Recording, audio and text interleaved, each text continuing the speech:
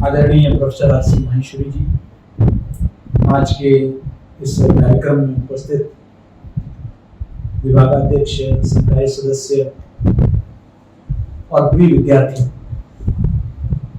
सर्वप्रथम आपके इस व्यू फाइंडर स्टूडियो के उद्घाटन के अवसर पर मैं एशिया के पहले और भारतवर्ष के सबसे बड़े मीडिया विश्वविद्यालय की ओर से आप सभी को बहुत बहुत बधाई दूं। मैं समझता हूं कि माखनलाल मदर इंस्टीट्यूशन है सभी मीडिया स्टडीज का पूरे देश में, और शायद मदर को सबसे ज्यादा खुशी होती है जब पूरे देश में मीडिया स्टडीज पनपता है तो तरक्की होती है। और जब यहाँ स्टूडियो का जैसे ही मुझे बताया गया तो ललिता जी की ओर से जब बताया गया कि इस तरीके से एक नया स्टूडियो का स्थापना हो रही है तो मुझे बहुत खुशी हुई, क्योंकि मैं समझता हूं कि मीडिया एजुकेशन का फैलाव और बढ़ना चाहिए। मीडिया एजुकेशन को ऐसे डिसिप्लिन, अभी तक मास कम्युनिकेशन ऐसे डिसिप्लिन उतना नहीं इवॉल्व कर पाया जितने बाकी सब्जेक्ट्स इवॉल्व कर पाए। सोशल साइंसेस में भी अगर आप देखेंगे कि हिस्ट्री, पॉलिटिकल साइंस, ये सब काफी तरक्की कर रहे हैं, लेकिन मास कम्युनिकेशन का, एजुकेशन का आपको पता होगा कि 100 साल पूरे हो गए, 100 years of media education and almost 200 years of media in India।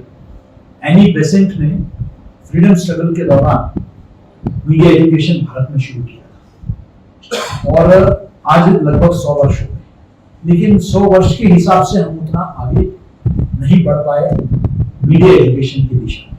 इसलिए कहीं भी कोई डिपार्टमेंट खुलता है, मैंने खुद मोतिहारी में खुद IIMC Indian institute of mass communication, जो एक तरह से मक्का या काशी माना जाता है, मैं उसका डायरेक्टर जनरल रह चुका हूँ।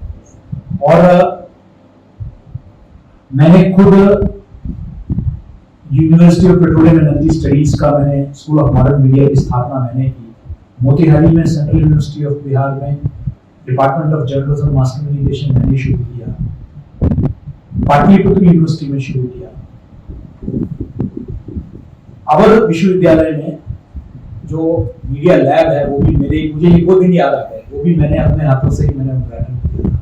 आज भी वो पत्थर वहां लगा हुआ है और बहुत अच्छा लगता है कि जब भी कहीं कोई स्टूडियो का एस्टेब्लिशमेंट होता है तो मैं समझता हूँ कि आने वाले भविष्य के मीडिया की एक पीढ़ी तैयार हो रही है।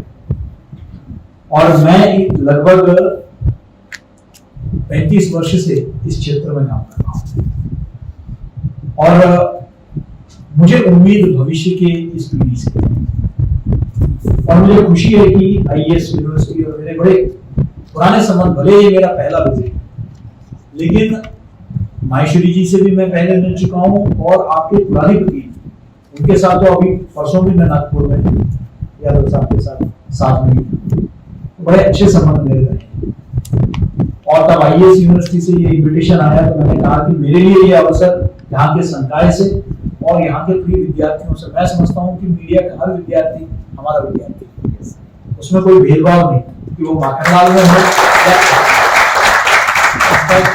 हजारों लाखों लोग YouTube के माध्यम से और सोशल मीडिया के माध्यम से मुझसे जुड़े हुए हैं, मीडिया के विद्यार्थी। वो पता नहीं कौन कौन से यूनिवर्सिटी से हैं, कौन कौन से मुझे नहीं मालूम, लेकिन मुझे उनके संदेश प्राप्त होते हैं, मेरे YouTube वीडियोस क्लासेस में पढ़ाए जाते हैं, तो मुझे देश भर से मुझे संदेश आता है।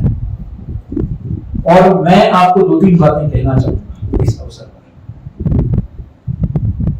एक तो देखिए, टेक्नोलॉजी का समय है, आपको मल्टीटास्कर बनना होगा।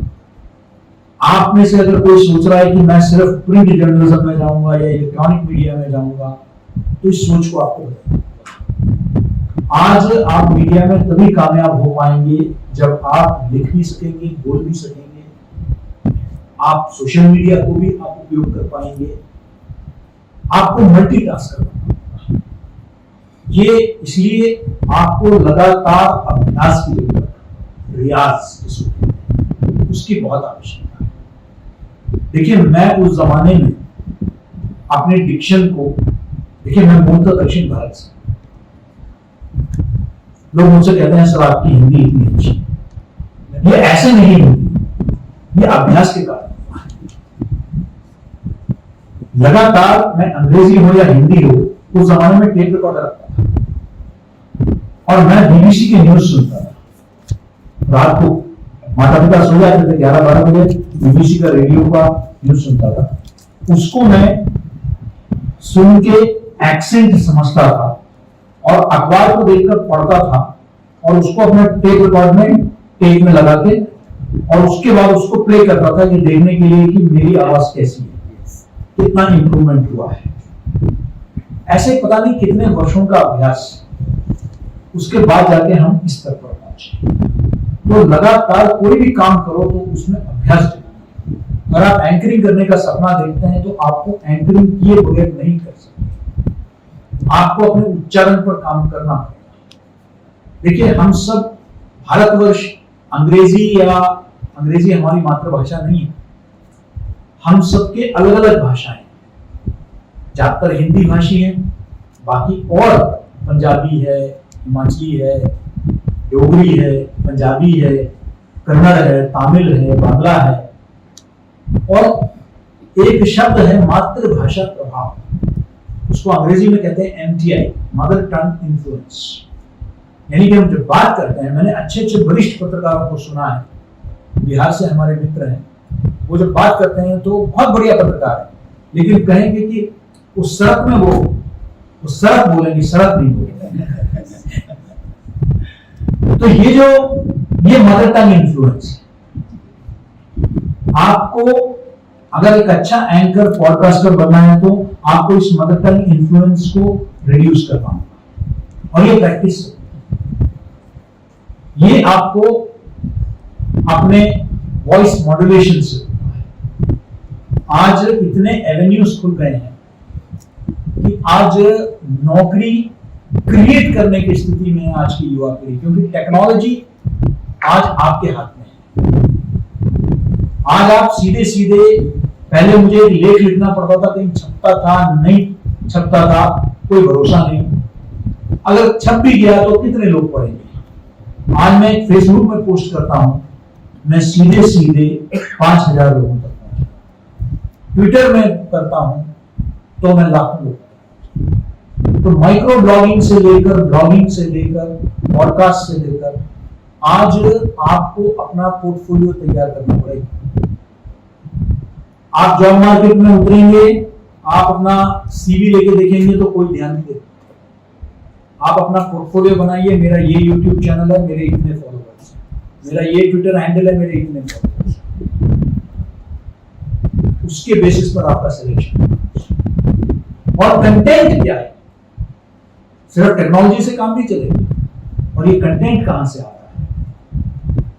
क्योंकि मैं टेक्नोलॉजी और कंटेंट की इसलिए चर्चा कर रहा हूं क्योंकि आज हमने एक स्टूडियो का उद्घाटन किया जहां बहुत अच्छे उपकरण आपने लगाए, लेकिन सिर्फ टेक्नोलॉजी से काम नहीं चलेगा अगर कंटेंट नहीं है। Content was, content is, and content will always remain the king, queen, prince, princess. ये आप पट्टी बांध लीजिए कि अगर आपके पास आज लाखों कंटेंट है, आप मोबाइल स्मार्टफोन को निकालिए, आप यूं फ्लिप करते रहिए, कंटेंट ही कंटेंट, कंटेंट का भरमार, लेकिन आप रुकते कब हैं। याद रखिए कि attention spans have got reduced to few seconds, minutes नहीं। हमारे जमाने में, हमारे बहुत कई मिनटों तक देखने के बाद हम तय करते थे कि अरे यार बोरिंग है। आप लोगों के पास इतना टाइम नहीं है, वो सेकंड्स के अंदर यूं उंगली चलाते हैं और तब जो है कोई चीज उनको आकर्षित करती है, रुक जाते हैं। वो रुकने में कमाई हो जाती है। आप कितना देर रुकेंगे उतने में आपका पैसा जो है, आपका मीटर डाउन हो जाता है। YouTube चैनल उसी का काम है। कितना रिटेंशन है, आप ऐसा आकर्षक कंटेंट बनाइए, सनसनी नहीं, आकर्षक। सनसनी 1-2 दिन चलेगी, तीसरे दिन से कहेंगे कि ये तो ऐसी फ्रॉड आदमी है, फालतू की खबरें दे। कंटेंट और कंटेंट की कमी नहीं, हमारे देश में 138 करोड़ के मुल्क में कंटेंट की कमी नहीं है, चारों तरफ कंटेंट है, बस देखने की पार की नजर होनी चाहिए। आपको चारों तरफ इतनी अच्छी अच्छी चीजें नजर आएंगी कि आप पूछिए। अभी मैं गया था दैनिक भास्कर का जबलपुर नागपुर समूह, इनका संपादकों का शिखर सम्मेलन था पेंच टाइगर रिजर्व। मुझे मुख्य अतिथि बुलाया, मैं 2 दिन रह के आया। वापसी में मैंने देखा कुम्हारों का एक गांव और उस गांव में वो लोग मट्टी के बर्तन बनाते और पूरा गांव कुम्हारों का है। मैं उसमें घुस गया, मैंने सिर्फ बाहर बोर्ड देखा, इतनी गर्मी थी पूछो, लेकिन मेरे अंदर का जो पत्रकार है वो जब उठा, मैं गाड़ी से उतरा और मैंने पूरा फेसबुक लाइव पूरा एक सेशन, इतने लोग आकर्षित हुए, लोग दुनिया भर के। क्या हुआ, मैंने कोई नई जानकारी। ये जरूरी नहीं है कि हमेशा हम राजनीति की बात करें, लोग पक गए हैं सबसे। आज लोगों को फ्रेश कंटेंट चाहिए, अच्छी बातें, सकारात्मक बातें कहिए, कोई नई चीज है। एक और कुछ नहीं, एक आपके मोहल्ले में एक व्यक्ति अलग किस्म का पकौड़ा बनाता है, चाय अलग तरीके से सर्व करता है, कोई और कुछ नहीं, उठा के वो प्लेट में डालने का तरीका अलग है, वो वीडियो वायरल हो जाता है ना। वो डोसा बनाता है और यूं उठा के डाल देता है, वो वायरल हो जाता है। लोग ऐसे अनोखी चीजों को देखने के लिए जो है लड़ाई थे, लोगों को रूटीन स्टफ से लोग बोर हो गए, उनको कुछ अलग चाहिए, कुछ हटके चाहिए, तो लोग उस चीज को देखते। तो और आज किसी भी कीमत में हमको ऑडियंस को अपने तरफ लाना है, क्योंकि उसी पर ही सारा रेवेन्यू डिपेंड है। तो अगर हम हेल्दी कंटेंट देंगे जो पूरा परिवार बैठ के देख सकता है, जिसको देखने में कोई संकोच नहीं होता, तो वो हमें उस दिशा में काम करना है। और ये कंटेंट कहां से आएगा, अभी आखिरी, ये कंटेंट आएगा आपके अध्ययन से। आज के युवा पीढ़ी से, और सिर्फ आपसे नहीं, आईईएस के नहीं, मैं आईआईएमसी के भी बच्चों को यही कहता था, मैंने 22 साल आईआईएमसी में पढ़ा है, और वहां के बच्चों को भी मैं यही कहता था, आप लोग पढ़ते हैं, आप लोग ना अखबार पढ़ते हो ना कंटेंट पढ़ते हो, बस अब ये जो सोशल मीडिया आ गया बस उसे ही देखते रहे, उससे कोई ज्ञान नहीं अर्जित होने वाला है, नहीं मानता इसको। आपको कोई गहराई से, आपको कोई, मैं तो न्यूज़पेपर रीडिंग सेशंस करवाता था, और आप प्लीज करवाइए लगता, सवेरे आके लाइब्रेरी से अखबार मंगवाइए, सबको बैठ के पढ़ने की, फिर उस पर डिस्कशन ये करो। आपको राजनीतिक, खेलकूद, वैचारिक, आर्थिक, सभी विषयों के बारे में जानकारी होगी, और एक विषय में विशेष रुचि आपको लेना है, किसी एक विषय। सो यू शुड बी, पहले कहते थे you should be a jack of all trades and master of none. ये jack of all trades and master of none, कि भाई हमें हर चीज का पता होना चाहिए, लेकिन आज जमाना बदल गया। आज है you should be a jack of all trades and master of none. कम से कम एक विषय आपका खास विषय होना चाहिए, उस पर आपके मुकाबले कोई नहीं होना चाहिए। आपका इतना गहन अध्ययन होना चाहिए उस विषय को लेकर कि लोग आपके पास, वो कुछ भी हो सकता है। आप समझ लीजिए बैतूल जिले से, वो बैतूल का आप विशेषज्ञ होना चाहिए, लोगों को लगना चाहिए कि भाई बैतूल है, तो फिर जो है हम बैतूल में हम अंकिता के पास जाएंगे, क्योंकि अंकिता बेस्ट है बैतूल के। हमको जो है अमरकंटक के बारे में या जनजातीय क्षेत्रों के बारे में समझना है, तो हम ललितांक के बारे में इतना अपना स्पेशलाइजेशन बना कि उस चीज के बारे में आपकी जितनी गहरी पकड़ है, और वो अध्ययन से हुआ, उसमें आपको किताबों का, सिर्फ गूगल बाबा शरणम से नहीं होगा। ये गूगल जो है कई बार, जैसे गूगल मैप आपको मिसगाइड करने के लिए, ये गूगल भी मिसगाइड कर देता है, आगे चल के किसी खड्डे में डाल दे। याद है ना वो घटना, दुर्घटना, जहां एक परिवार पूरा डूब गए, तो गूगल ले गया था घुमाने के लिए, और जाके सीधे नदी में गिरा दिया। तो वो अपना शॉर्टकट के चक्कर में रहता है और ये शॉर्टकट जीवन में कहीं नहीं ले जाता, ये लॉन्ग कट ही लेना पड़ेगा। इसलिए अध्ययन करना है जितना मैं जान सकूं किसी एक विषय, क्योंकि today is the era of super specialization. पहले आपको याद होगा हम लोग जब शुरुआती दौर में थे तो हम लोग जनरल हॉस्पिटल में जाते थे, जनरल फिजिशियन, कोई भी दिक्कत हो जनरल फिजिशियन के पास जाते थे। यहाँ दर्द हो रहा है, यहाँ दर्द हो रहा है, यहाँ दर्द हो रहा है, कहीं भी दर्द हो रहा है, हर चीज के लिए, छोटा बच्चा हो बुजुर्ग हो, एक ही डॉक्टर होता था मोहल्ले में, वो जनरल फिजिशियन होता था, जीपी। वो जमाना बदल गया, फिर आ गया मल्टी स्पेशलिटी, यानी कि टांग टूटने पे ऑर्थोपेडिक के पास जाएंगे, और आपको जो है बच्चा का अगर दिक्कत है तो पेडियाट्रिक के पास जाएंगे। इस तरीके से आपने अलग अलग मल्टी स्पेशलिटी। आज कौन सा जमाना आ गया, आज आप मल्टी स्पेशलिटी हॉस्पिटल नहीं देखेंगे, आप वो देखेंगे सुपर स्पेशलिटी। ये सुपर स्पेशलिटी क्या है? उस विशेषज्ञता के अंदर अगर आपका टांग टूट जाता है तो ऑर्थोपेडिक के पास जाएंगे, लेकिन अगर बच्चे का टांग टूट जाता है तो पेडियाट्रिक ऑर्थोपेडिक के पास जाएंगे। आपका दांत है तो आप डेंटिस्ट के पास जाएंगे, बच्चे का दांत तो पेडियाट्रिक ऑर्थोडेंटिस्ट के पास जाएंगे। अगर बुजुर्ग व्यक्ति है तो उसके लिए जेरियाट्रिक्स, यानी कि सुपर स्पेशलाइजेशन के अंदर स्पेशलाइजेशन का जमाना, और ऐसे डॉक्टरों को लोग ढूंढते हैं। आप ऐसा डॉक्टर नहीं, ऐसा स्पेशलिस्ट कि मैं अपने उस विषय में मेरे जैसे जानकार कोई, तब पब्लिक आपके पीछे आएगी। वो मतलब 3 इडियट्स में डायलॉग है ना, सफलता झक मार गया है, तो कोई वो आपके पीछे है, लेकिन उसके लिए मेहनत सिर्फ जर्नलिज्म की किताब पढ़ने से या यूट्यूब में जो मन में आया सोशल मीडिया में लिखने से नहीं।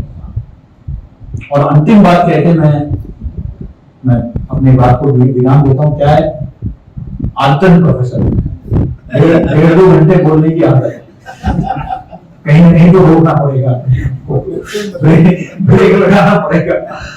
तो देखिए, जिम्मेदारी के साथ सोशल मीडिया में आजकल बहुत इन्फोडेमिक के चलते फेक न्यूज वगैरह बहुत चल रहा है। आप पत्रकारिता के विद्यार्थी, आपका एक विशेष जिम्मेदारी है, कोई भी चीज को आंख मूंद के शेयर करना, ट्वीट करना, रीट्वीट करना, ये आपको कम से कम नहीं करना चाहिए। भले आपके दूसरे कोर्सेस वाले करें, किसी को नहीं करना चाहिए, लेकिन आपको तो बिल्कुल डबल चेक करना है। कोई भी चीज ट्वीट करने से पहले तथ्य की जानकारी, मुझे तथ्यों को पता करना है, तभी मैं ट्वीट करूंगा या रीट्वीट करूंगा या सोशल मीडिया में डालूंगा। ये आपकी एक समाज के प्रति विशेष चीज है। आपके में और दूसरे प्रोफेशंस में फर्क है, इस चीज को आपको समझने की जरूरत है। आपका सीधे सीधे समाज से संबंध है, किसी और प्रोफेशन का नहीं है जितना आपके प्रोफेशन का है। आप समाज का प्रतिनिधित्व करते हैं, आप बेजुबानों की जुबान है, इसलिए आपको एक विशेष दायित्व आपके नाजुक करते, इसलिए कुछ भी आप डालिएगा सोशल मीडिया में सोच समझ के डालिए। क्योंकि मेरा दोस्त ने लाइक कर दिया, शेयर कर दिया, तो मैं भी लाइक और शेयर करूं, ये मत। कोई भी चीज लाइक के लायक है या नहीं, लाइक के लायक है तभी लाइक करिए।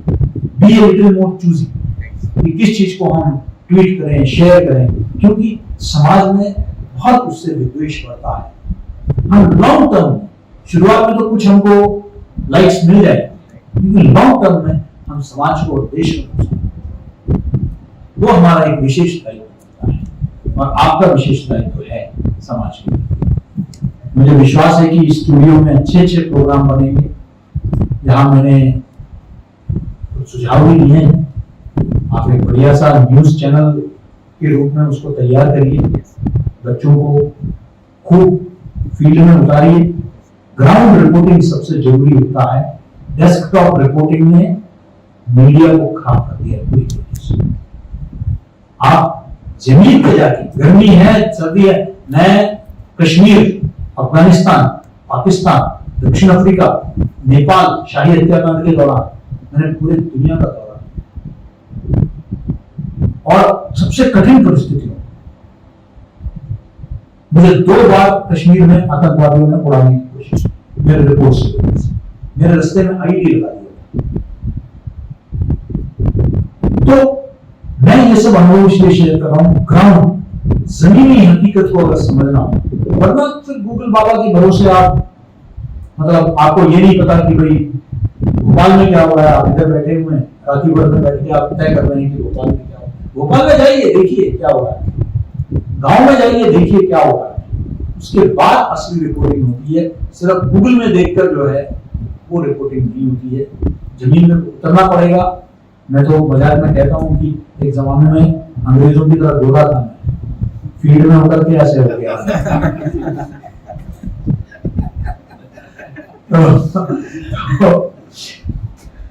तो आप फील्ड में जरूर उतरना, लोगों से जुड़िए, कनेक्ट होइए, तब जाके आप सफल पत्रकार बनेंगे।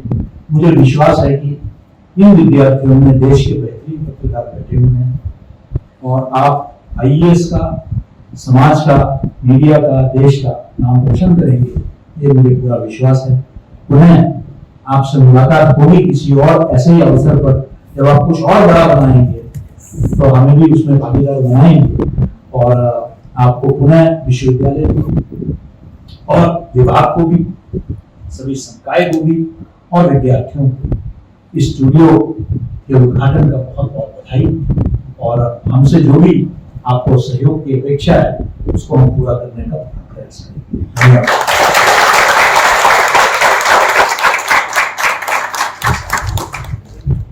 सर, आपके ज्ञानवर्धक शब्दों के लिए हम सभी आपके आभारी हैं और आपका पुनः धन्यवाद करते हैं।